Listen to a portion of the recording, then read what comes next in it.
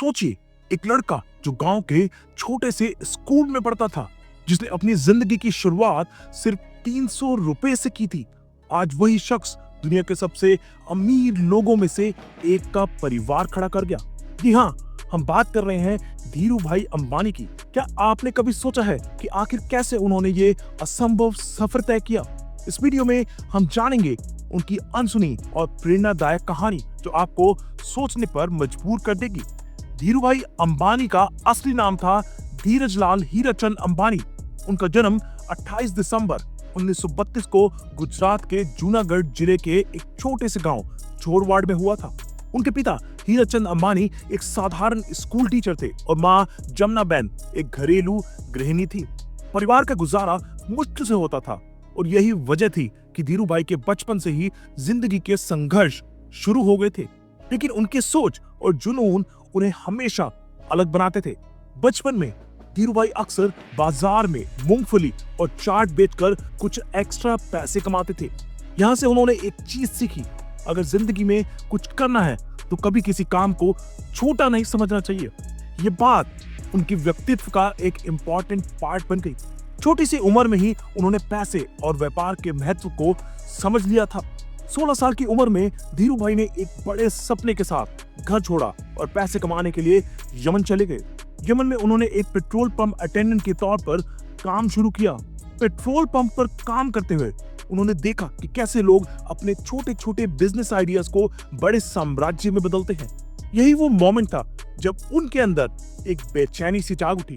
वो भी कुछ बड़ा करना चाहते थे। यमन में काम करते हुए उन्होंने एक और बात सीखी, दुनिया के बड़े व्यापारी हमेशा नए आइडियाज और नए तरीकों को अपनाते हैं। यही सोच उनके अंदर घर कर गई कि अगर सफल होना है तो नए तरीकों से सोचना होगा और नए क्षेत्रों में कदम रखना होगा। 1960 में धीरू भाई भारत लौट आए। तब तक उन्होंने ये सोच लिया था कि उनका फ्यूचर व्यापार में है। बस 300 रुपए की पूंजी लेकर उन्होंने रिलायंस कमर्शियल कॉर्पोरेशन की शुरुआत की। शुरू में उनकी कंपनी मसाले और पॉलिस्टर का व्यापार करती थी। मसालों का व्यापार आसान था, पर पॉलिस्टर का व्यापार उनका एक डेयरिंग स्टेप था। उस वक्त पॉलिस्टर एक लग्जरी प्रोडक्ट माना जाता था, पर धीरू भाई के दिमाग में एक क्लियर विजन था। वो पॉलिस्टर को आम इंसान तक पहुंचाना चाहते थे। 1970 के दशक में उन्होंने पॉलिस्टर रेवोल्यूशन की शुरुआत की। वो पॉलिस्टर को आम आदमी का कपड़ा के रूप में प्रमोट करते थे। इस प्रमोशन का एक अनोखा एंगल था। उन्होंने फार्मर्स और स्मॉल टाउन बिजनेसमैन तक पॉलिस्टर का प्रमोशन किया और उन्हें समझाया कि ये उनके लिए कितना लाभकारी हो सकता है। इस तरह की ग्रास रूट लेवल मार्केटिंग ने धीरू भाई को एक अलग पहचान दी। एक और बात जो धीरू भाई को अलग बनाती थी वो था उनका रिस्क टेकिंग एटीट्यूड। जब बाकी व्यापारी सिर्फ एक ही प्रोडक्ट या एक ही बिजनेस मॉडल पर टिकते थे, धीरू भाई नए क्षेत्रों में कदम रखते गए।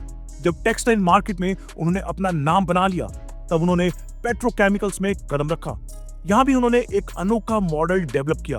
वो हमेशा इंश्योर करते थे कि उनका मैन्युफैक्चरिंग और डिस्ट्रीब्यूशन मॉडल कॉस्ट इफेक्टिव हो। 1980 के दशक में धीरू भाई ने रिलायंस को एक पब्लिक कंपनी में कन्वर्ट किया। उनका आईपीओ भारतीय शेयर मार्केट का एक हिस्टोरिकल मोमेंट बन गया। रिलायंस के आईपीओ ने न सिर्फ उनके बिजनेस को ग्रोथ दी, बल्कि एक नए कॉन्सेप्ट को जन्म दिया, equity for common people. Dhiru भाई का विजन था कि आम भारतीय लोग भी उनकी सफलता का हिस्सा बने। उन्होंने अपने शेयर होल्डर्स के लिए ट्रांसपेरेंसी और ट्रस्ट को अपना मोटो बनाया। धीरू भाई के लीडरशिप के अंडर रिलायंस ने टेक्सटाइल्स के अलावा पेट्रोकेमिकल्स, एनर्जी, टेलीकॉम और रिटेल जैसे सेक्टर्स में अपनी जगह बनाई। लेकिन उनका सबसे बड़ा विजन था टेक्नोलॉजी फॉर एवरी इंडियन। उन्होंने रिलायंस कम्युनिकेशंस के माध्यम से मोबाइल और इंटरनेट को अफोर्डेबल बनाया। इस स्टेप से उन्होंने एक ऐसे भारत की कल्पना की जहां हर इंसान टेक्नोलॉजी का इस्तेमाल कर सके। क्या आपको पता है कि धीरू भाई के काम करने का तरीका कॉर्पोरेट दुनिया में एक केस स्टडी बन गया? हार्वर्ड बिजनेस स्कूल और आईआईएम जैसे बड़े इंस्टीट्यूट्स ने उनकी सक्सेस स्टोरी को अपने सिलेबस में इंक्लूड किया है। उन्होंने एक नहीं कई बार इम्पॉसिबल को पॉसिबल करके दिखाया। उनका एक गोल्डन रूल था, सोचो बड़ा और करो सबसे अलग। इस सोच ने उन्हें सिर्फ एक व्यापारी नहीं बल्कि एक विजनरी लीडर बनाया।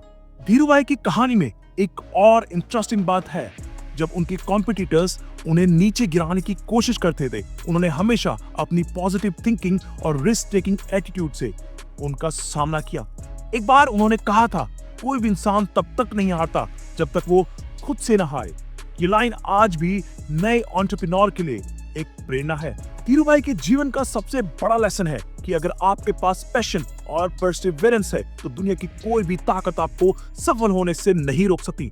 उनका जीवन इस बात का सबूत है कि एक आम इंसान भी अपने सपनों को पूरा कर सकता है अगर उसके अंदर उन्हें पूरा करने की लगन हो। उन्होंने सिर्फ एक व्यापार खड़ा नहीं किया बल्कि एक ऐसे भारत की कल्पना की जो सेल्फ रिलायंट हो। आज मुकेश अंबानी और रिलायंस के अन्य बिजनेस उनके सपनों का एक एक्सटेंशन है, पर यह सब उनकी ही सोच और एफर्ट्स का नतीजा है। तो दोस्तों, अगर आप धीरूभाई अंबानी की कहानी से प्रेरित हुए हैं तो इस वीडियो को लाइक और शेयर करना मत भूलिएगा। कमेंट्स में जरूर बताएं कि उनके कौन से कदम ने आपको सबसे ज्यादा इंस्पायर किया। चैनल को सब्सक्राइब करें और बेल आइकन दबाएं